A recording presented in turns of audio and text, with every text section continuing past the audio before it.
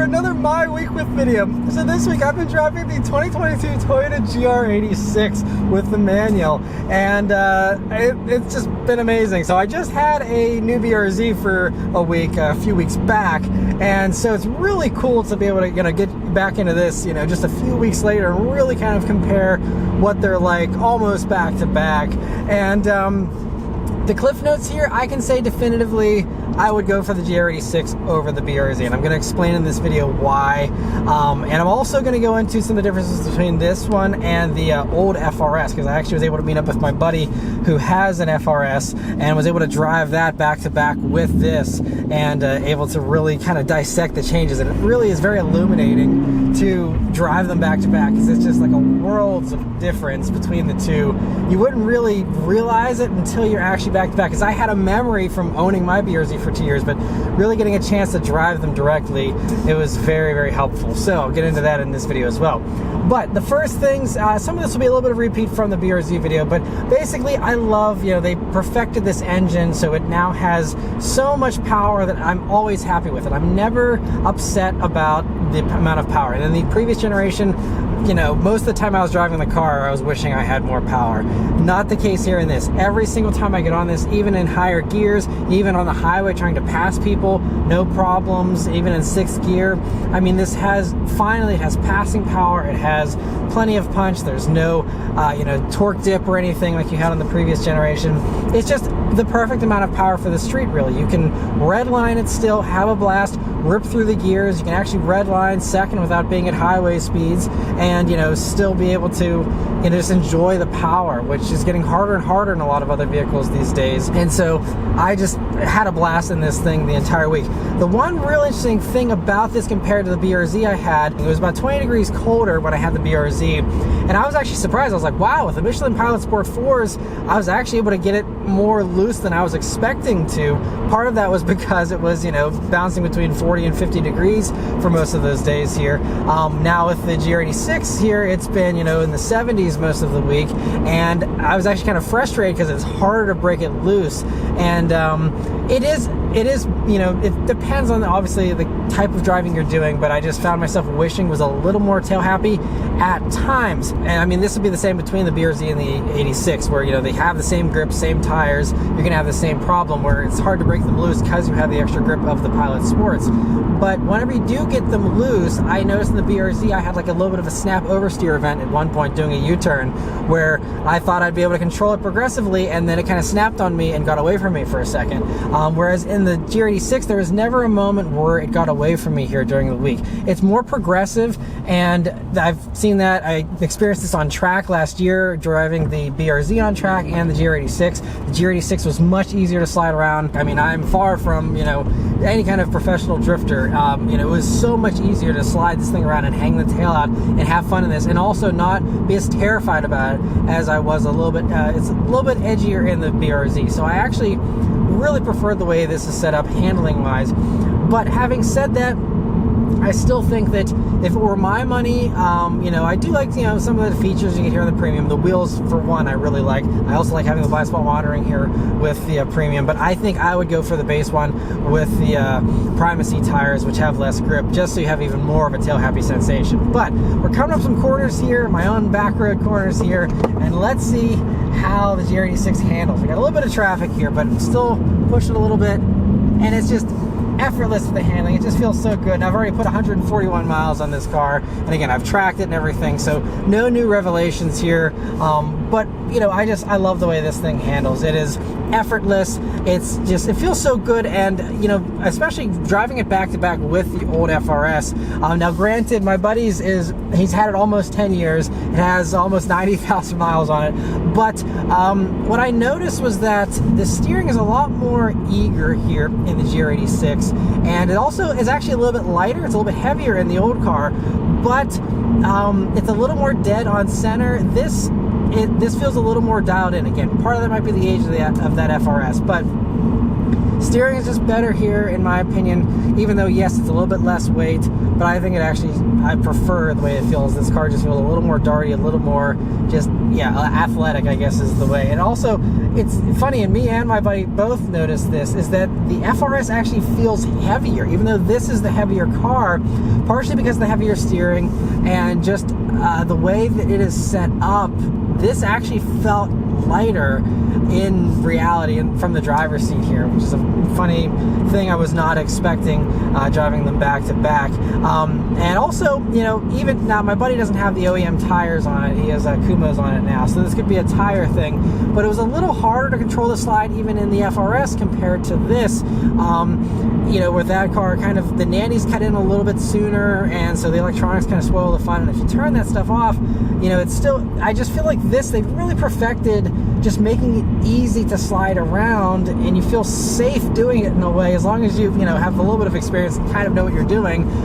You know, you're able to push the car and really feel like you're on the very edge, even without, you know, having it too, you really get too bent out of shape. It feels like it wants to slide around in a very controllable manner.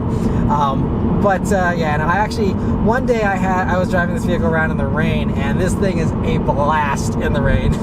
It is hilarious fun, even with these grippier tires. So I mean, if you had the Primacies in the rain with this extra power you have here now, I mean, that could actually probably be a handful. I'd be very interested to try out, you know, a base model of these down the road. But it's so much fun. I love sliding it around, and again, it slides around at low speeds too. Like, you know, in my Mustang Bullet, yeah, that thing also kicks the back end out, but when you're doing it, it's way more power, way more speed, and way higher for the, you know, risk essentially when you're doing that kind of hooning in something like that, versus in something like this, you can be going sideways at, you know, 25 miles an hour and you're having a fantastic time doing it, you know. So it goes back to what I said in the BRZ video, where if I couldn't have my Mustang, this is what I would be owning. That's how much I love this. I think it's the perfect little sports car for everyone's actual use case for the most part. You know, if you're in a place where you're just running errands, you know, around town, suburban kind of driving,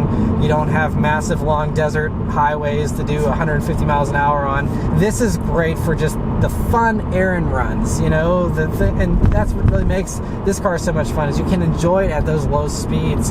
And you know, it's even more accessible than I just drove, like, for example, the brand new Nissan Z, which is fantastic fun in its own right, but also a ton of power, way more serious, you know, if that car gets sideways versus this.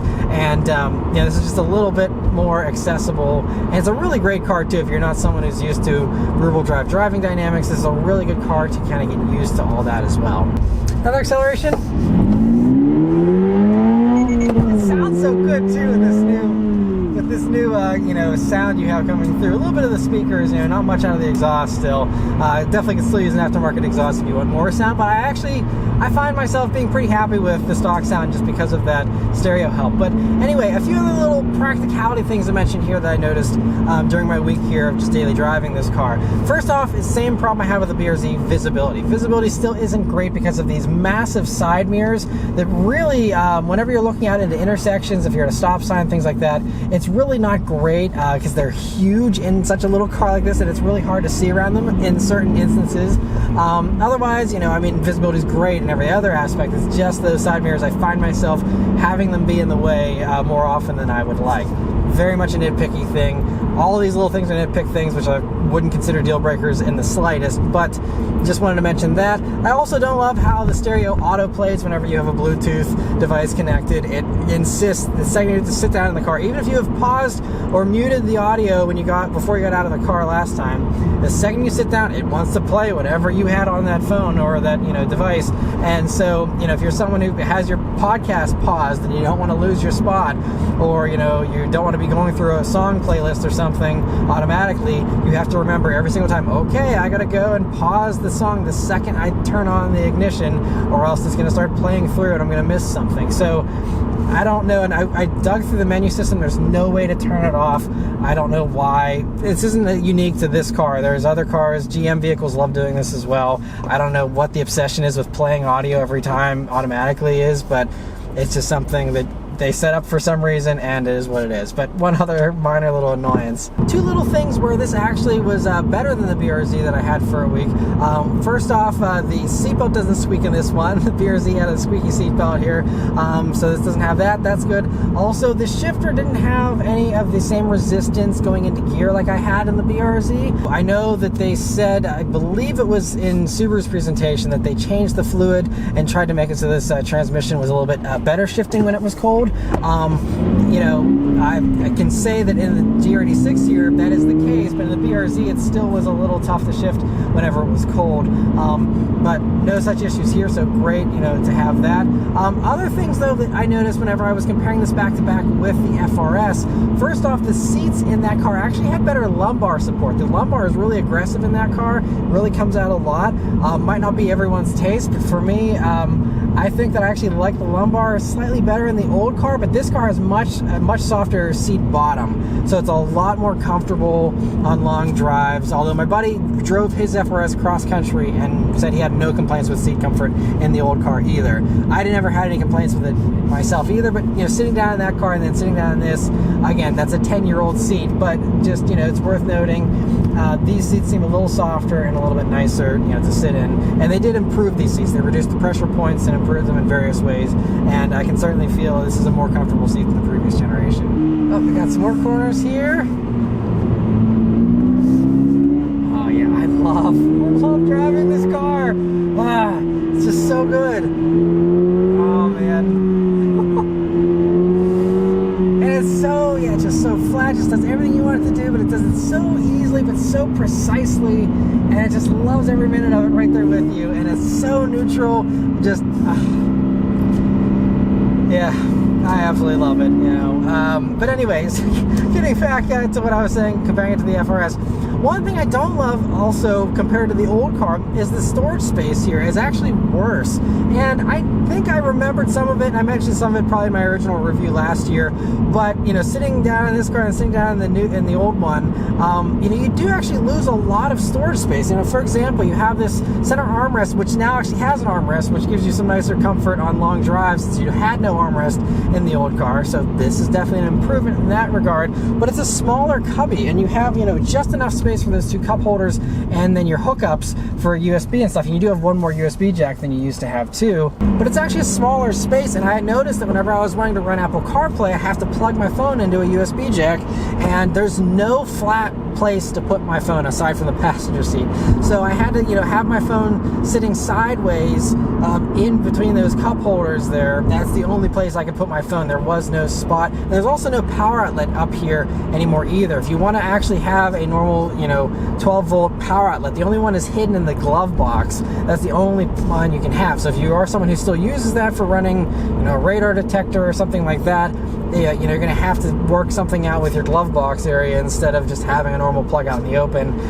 So not ideal with that. And also, I liked how the old car had removable cup holders. So if you didn't want the cup holders and you wanted a larger space, you could pull those out. But I mean, even with that car, you know, you still had a load of extra storage plus the cup holders, and you had a little bit of a little slot underneath your climate controls, which you no longer have in this car. You know, it wasn't much. You know, you could only probably fit, you know, a stick of gum or something in there. You know, it wasn't much, but still something. And so, you know, it's just a little bit of a downgrade in that regard. Obviously, the bottle holder is now opened up here, so that's nice. And one other thing to note about the center armrest is whenever you have a USB cord plugged in, at least my cord, you know, is the standard Apple cord length.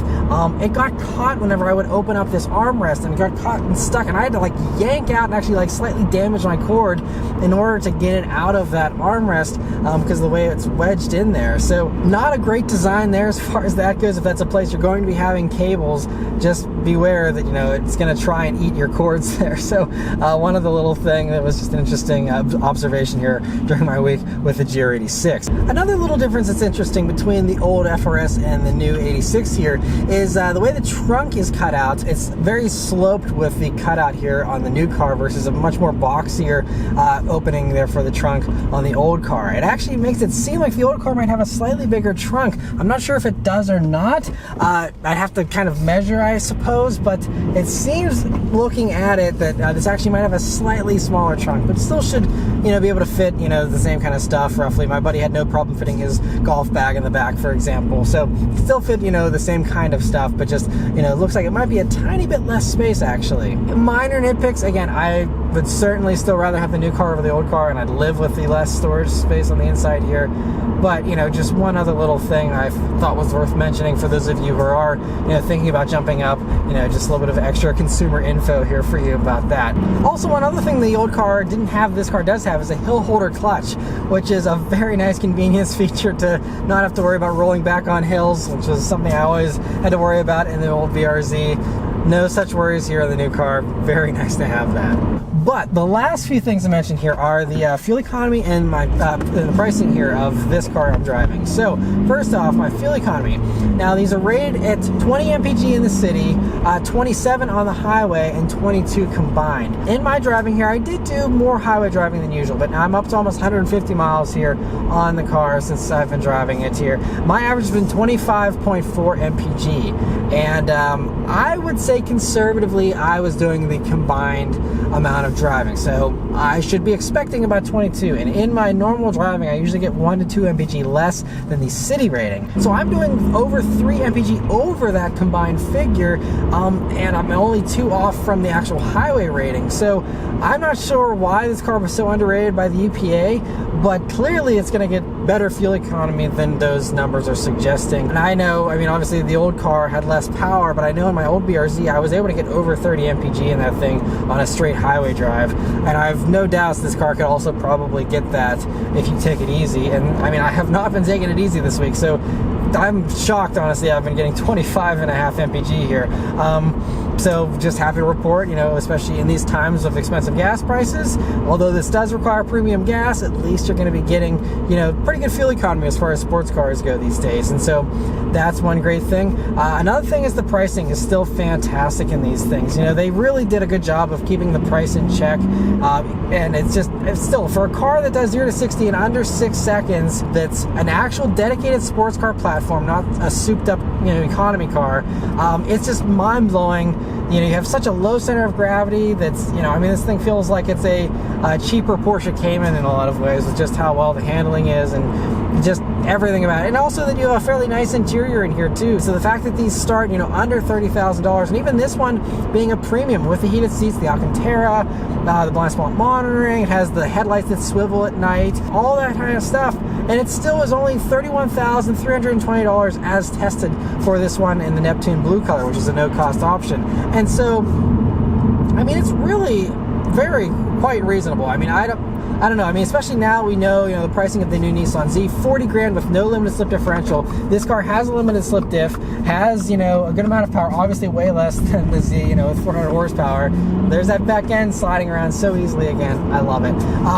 But, yeah, you could spend, 9 grand more and get a Z, hypothetically, if you could actually get your hands on one this year. But, you have skinny tires for that car. You really want the performance model if you want a well-rounded car out of the box with the Z, and that's 51 grand. So I really don't even consider the Z a competitor, because it's just way more expensive.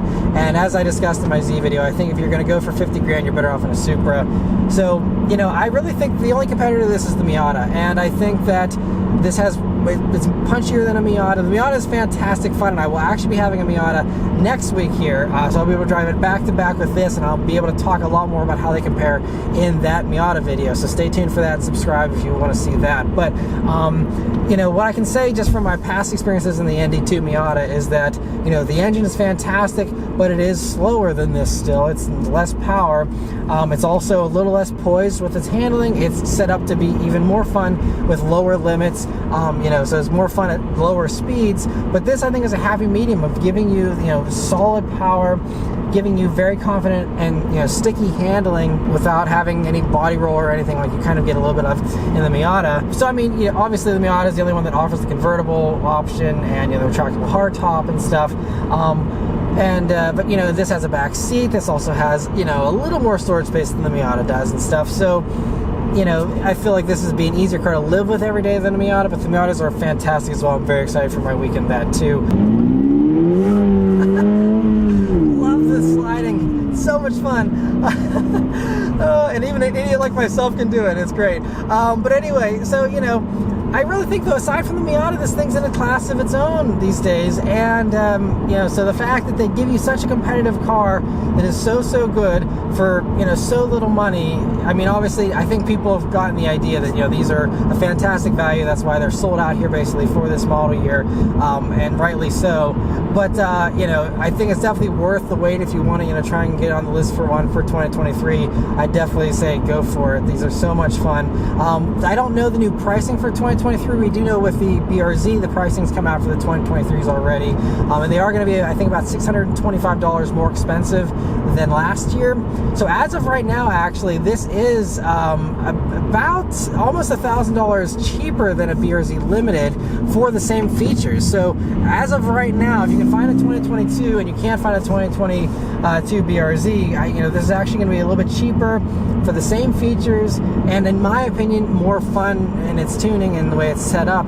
And so this is the pick out of the two, in my opinion. I don't fault anyone for buying a BRZ, though. They're fantastic as well. But to me, just, you know, the more friendly nature, the more progressive way the back end breaks away here in the GR86 makes it the winner in my mind. But if it were my money, I'd probably even save the extra $2,500 more and just go for the base GR86. You still have, you know, really nice cloth seats, which I think actually would be a little more comfortable in the summer than these Alcantara seats are. They don't really breathe very well in the summer here. And you still have most of the same great features. You know, they really did a good job of making those base models still very nice. You know, same infotainment system. Everything else is, you know, very much the same for the most part. You just lose the heated seats and blind spot monitoring and slightly smaller wheels and stuff. All things I would easily be able to live with for that $2,500 savings, and the even more tail-happy antics of this car on Primacy all-season tires. So anyway, yeah, but overall, no matter which one you get, the best way you can spend about $30,000 is getting yourself one of these things. If you love rear-wheel drive driving dynamics,